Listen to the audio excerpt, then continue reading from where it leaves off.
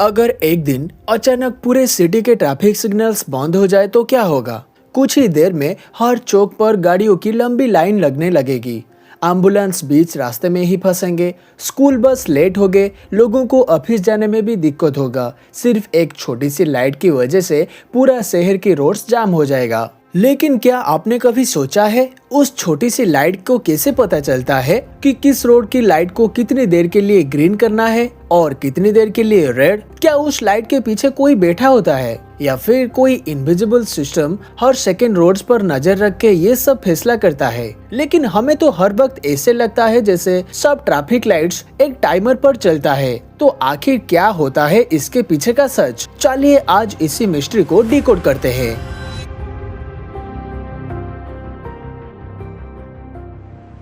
मान लीजिए एक रोड बिल्कुल खाली है और दूसरी तरफ रोड में 100 गाड़ियां लाइन में खड़ी है। अगर दोनों रोड्स को एक ही जैसा ग्रीन टाइम दिया जाएगा तो क्या ट्रैफिक क्लियर हो जाएगा? नहीं, बल्कि ट्रैफिक और भी बढ़ सकती है। तो ट्रैफिक लाइट्स को ये कैसे पता चलता है कि कौन सी रोड पर कितनी गाड़ियां खड़ी है? यहीं पे एंट्री होता है सेंसर्स यानी एक छोटा सा डिवाइस जो गाड़ियों की मौजूदगी को पहचान सकता है। कुछ सेंसर्स रोड्स के नीचे लगे होते हैं और कई स्मार्ट सिटीज पर कैमरास भी ट्रैफिक को देखते रहते हैं। ये सेंसर्स और कैमरा हर सेकंड बाद ट्रैफिक लाइट के कंप्यूटर को ये बताते रहते हैं कि किस रोड पर कितनी गाड़ियां खड़ी है। लेकिन सिर्फ ये गाड़ियां गिन लेने से ट्रैफिक क्लियर नहीं होता, असली फैसला आगे होता है।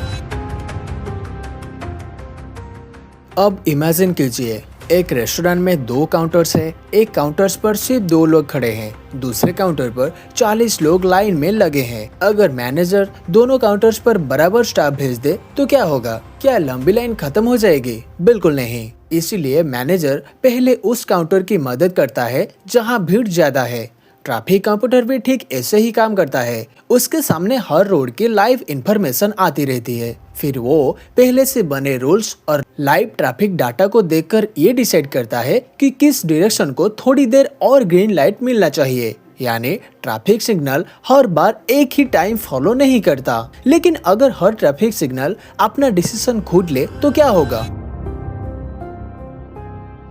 सोचिए, अगर स्कूल का हर टीचर अपने मर्जी से पीरियड बदल दे तो स्कूल में हेडमास्टर का क्या काम रहेगा? ठीक वैसे ही हर ट्रैफिक सिग्नल्स अपने खुद के मर्जी से डिसीजन नहीं ले सकते। इसलिए हर सिटी के ट्रैफिक लाइट को एक ट्रैफिक कंट्रोल सेंटर कोऑर्डिनेट करता है। यानी एक जगह जहां पर कंप्यूटर्स और ऑपरेटर्स मिलकर ट्रैफिक पर नजर रखते हैं और वहां पर जो डिसीजन लिया जाता है सिटी के हर ट्रैफिक लाइट वही काम करता है। अगर किसी रोड पर अचानक से भीड़ बढ़ गया तो जरूरत पड़ने पर आसपास के कुछ सिग्नल्स की टाइमिंग भी वहां से ही एडजस्ट किया जा सकता है। इसलिए आप नोटिस करना, कभी कभी आप लगातार काफी ग्रीन सिग्नल्स को क्रॉस कर लेते हैं। यानी ट्रैफिक मैनेजमेंट सिर्फ 3 लाइट्स के सिस्टम नहीं है, बल्कि स्मार्ट प्लानिंग और रियल टाइम डिसीजन का कॉम्बिनेशन है। अब जब भी आप किसी ट्रैफिक सिग्नल पर रुकना तो सिर्फ रेड, येलो या फिर ग्रीन लाइट्स को नहीं देखना। आप इमेजिन करना, रोड्स के नीचे बहुत सारे सेंसर्स काम कर रहा है,